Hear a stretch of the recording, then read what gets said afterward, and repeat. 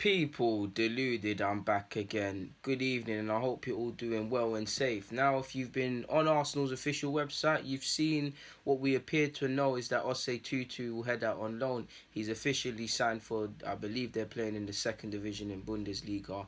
Bochum, I cannot say that name. They're from what I look at, they're an okay side for him to go on loan at. First and foremost, there's a lot of foreign players now. German clubs do have a lot of foreign-based players, but they're not. German clubs are very prudent. They don't just have players for the sake of it, and they will do their utmost to play homegrown players and players through their academy. So it's nice to see that. I'm not saying that isn't something they don't do, because I don't really have an informed opinion on this club. I am not watching them week in, week out. I haven't watched them in the last however long, people. But that's nice to see. First and foremost, the average squad age is 25 when looking online, so that shows you it's a perfect kind of blend with experience and youth. But it's a good loan move for him. Of course, you'd like him to be playing in the first division, and he had a whole heap of other sides to sign for. So this, I wouldn't say it's a shock, but it would probably come as a shock, because he potentially could have went to Celtic. You see Rennes. Maybe these are just names and the interest was never followed up. We'll never know. I mean, there's a difference between asking about someone's availability and actually specifically making an offer, whether permanently or loan. Maybe this was the only club that did.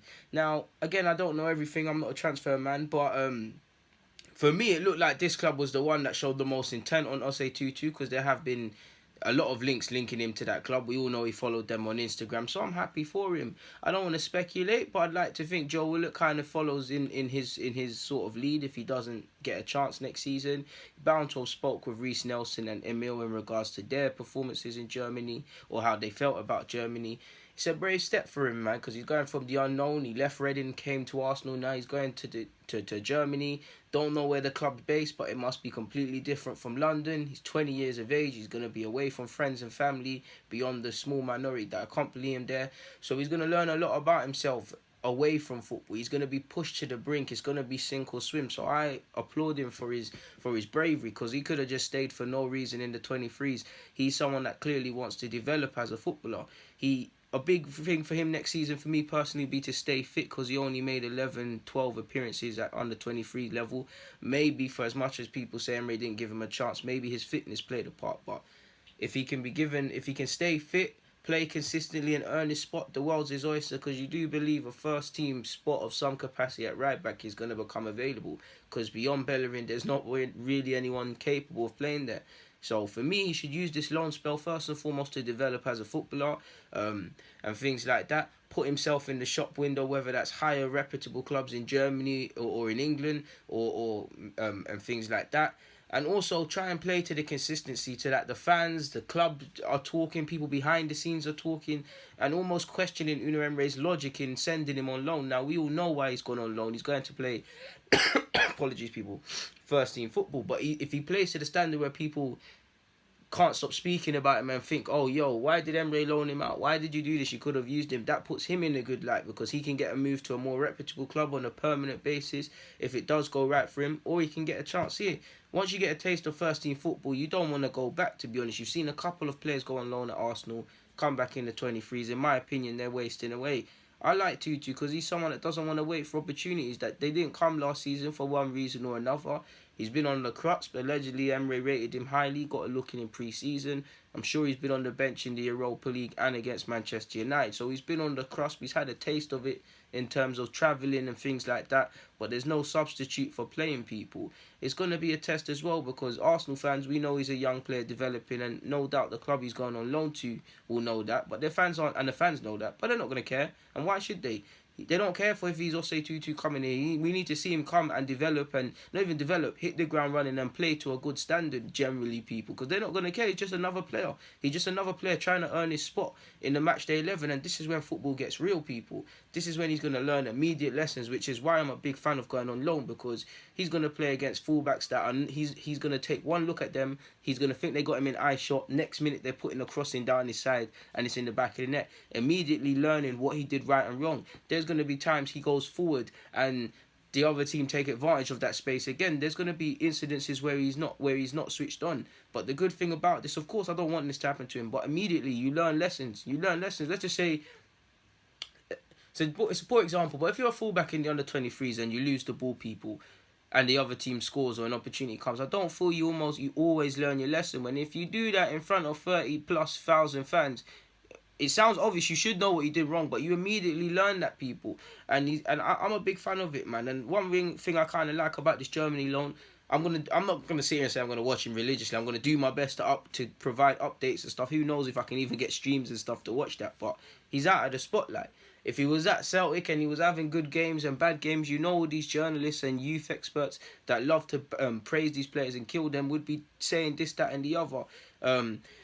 So this allows him to kind of develop out of the spotlight, but you do have to wonder, was there much interest, or was it a thing where all of these clubs legitimately were interested and he picked the team that showed the most intent, or is this the only team that came forth with an offer? He can do his thing in the second division in Germany, but I can't say that would have been many people's spots. I like him because he's not gambling. He's not gambling on Maitland-Niles' makeshift fullback, Jenkinson possibly leaving, Bellerin's absence. He's not gambling on none of that to play football. He's going out where he can have an honest chance, or you'd think a more honest chance of training week in, week out and starting on a match day in Germany. They finished 11th. His team that he's going on loan to finished 11th last season. Again, I'm not watching them. Don't know for their style of play, any of that. But they finished 11th.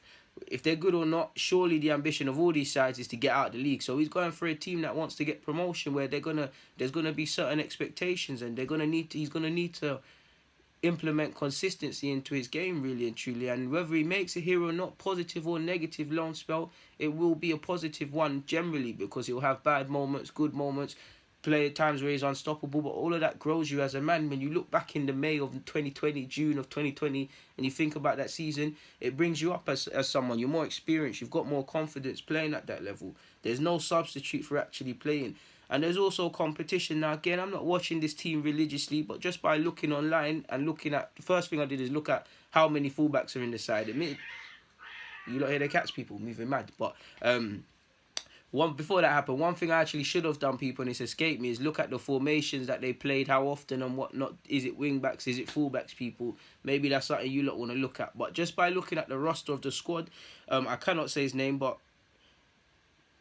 Gayarama, I believe is his name, 24 years of age, right back. I believe he's of Ghanaian descent, and I believe their captain is 30 and is Salozi. Both play at fullback. Now again, I don't know. I don't know beyond the internet. The internet says they're fullbacks. I don't know these players. It says they're fullbacks, right backs. I'm gonna assume they play right back. I don't know for the formation if these are right backs on paper, playing in midfield, doing other things. I don't know, my people. But if I look at it, they might want to sell one and whatnot, but I see 3 right backs and only one spot on a match day, people. So again, think different things can be happening. There could be injuries. I don't know, people, but just by as an outsider looking in, he's going on loan to a club.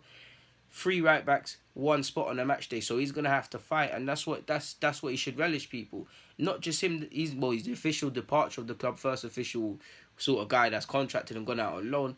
But a lot of them should be testing yourself. If you're Ballard, if you're Medley, if you're Amici to a degree, Saka, I believe they can be slowly blooded into first team. If you're definitely Joe and Eddie, if you're Matt Ballard, if you're Shave, these guys should be trying to play 23 somewhere. Bielik and all the obvious, they should be trying to play first team football, not 23.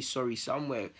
First team getting blooded in. Again, they're still young. Consistency, rawness, fine tuning is all something, but you should aim to get out 23's football as quick as you can. That's not to be confused with impatience and just moving for the sake of it. I'm talking about loan spells or permanent moves, or even staying at the club, any club you're at, according to your development path. I feel like there's not one blanket path of developing a player. What works for Bielik might not work for Nelson. What works for Nelson might get the best out of Amici, but Saka struggles. Everybody's developing at different points. Everyone's got different weaknesses.